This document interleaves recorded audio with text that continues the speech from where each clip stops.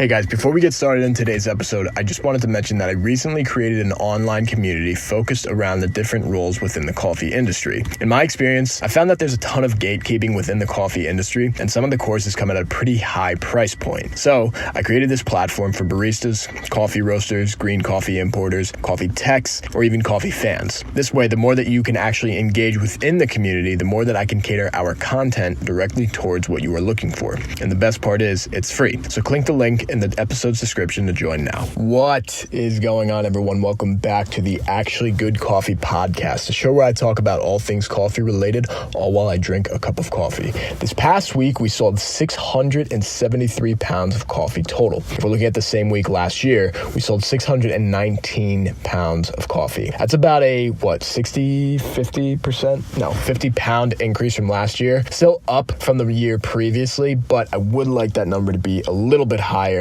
A lot of my attention has actually been focused on creating this online community that I mentioned in the beginning of this episode. So I would say that's the reason for why I might not have been pushing as hard for coffee sales recently, because part of what I'm looking to do with Maiden is provide other resources besides the coffee itself. So that's the reason for it. And without further ado, the NCA's Fall Trends of 2024. These are one of my favorite episodes to do because I love finding out what people are actually consuming and what they're interested within the coffee industry. And this seems to be the best way to find this out. The first thing that I wanted to mention that stuck out to me was that coffee consumption actually is still pretty strong, even though there are some seasonal dips. 63% of Americans drink coffee daily and 72% weekly. That is lower than the numbers from January 2024. In January of 2024, about 67% of Americans were drinking coffee daily. That is a drop, but that is common for the trend throughout the entire year. So even though the number has decreased on the daily consumption rate, we are still seeing numbers stronger compared to pre-COVID levels. Part of the reason why the daily and weekly consumption still remained strong was the increase in cold coffee consumption. So 24% of Americans opted for cold brew coffee in July of 2024, up from 19% in 2023. The increased popularity of specialty beverages like cold brew and nitro coffee are the reasons that the consumption of coffee remained strong throughout the summer. Non-espresso based beverages also saw a significant increase, reaching to about 19%. Within that same section, what we're finding is younger consumers ages 18 to 24 are embracing cold coffee and specialty beverages like cold brew and frozen blended coffee.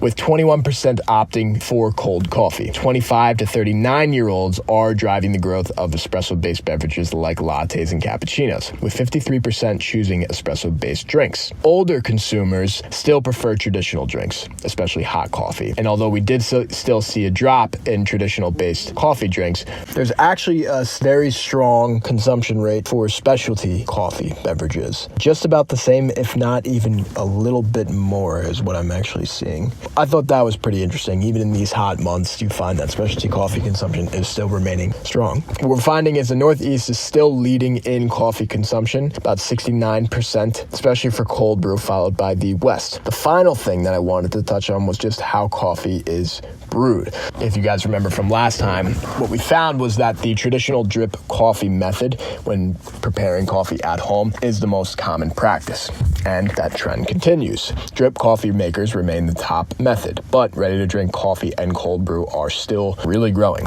Non-espresso based beverages jumps to about 34% compared to 26% seen in January of 2024. That's the highest that we've seen since 2020, and I think this really just reinforces the popularity of cold brew. Nothing out of the ordinary, obviously, what we expected, especially going into these hotter months. Non-espresso based beverages did have the highest increase in comparison to January of 2024, and I think that's just because ready-to-drink cold brew and cold brewing methods are becoming some of the most popular methods of drinking coffee nowadays, especially within that younger market, considering it is a healthier alternative than a lot of these energy drinks that you find. They're very simple ingredients. Obviously, you're drinking just coffee. We're seeing that 25 to 39-year-olds are leading the charge on crafted coffee drinks. So like your espresso-based drinks, basically your cappuccinos, your lattes, your cortados, your flat whites. That's the market that seems to be taking up a large majority of that consumption. And the younger generation, the 18 to 24-year-olds, are the ones that are leading the charge on these non-espresso-based drinks, so the cold brews. The 25 to 39-year-olds, 53% of them are actually consuming an espresso-based beverage within the past week. Ready-to-drink cold brew rose from 15% to 18% from January to July. I think that's expected because of the hotter months. And cold brewing rose from 4 to 7% as well. So both seeing about a 3% increase on those consumption rates. What does this mean? I don't think there's anything too out of the ordinary to report on these market trends. I think everything is falling into play exactly how it was projected. We are in the summer months. We were in the summer months. We're now coming into the fall season. People are starting to feel the financial constraint of the inflation happening within the country. It's only a matter of time to see how these are actually going to affect consumers' coffee consumption. It really seems like it doesn't matter what's going on with the economy to affect the consumption rate of coffee. Bottled water actually overtook coffee, obviously because it's hotter outside. They're at about a 65% within the past day consumption rate of the average American, compared to coffee's now 63%. I think everything is just playing out like it's supposed to. I'm interested to see just how people's coffee habits are going to change. I think more people are going to start drinking coffee at home. It's really going to be interesting to see what happens with this election and see what happens with the economy, just to see how it's going to affect the daily habits of your coffee consumer. And I think there's just a lot to see, and we're just going to have to sit back and see what happens within the market. So thank you guys for listening. I really appreciate it, and I will talk to you again very soon.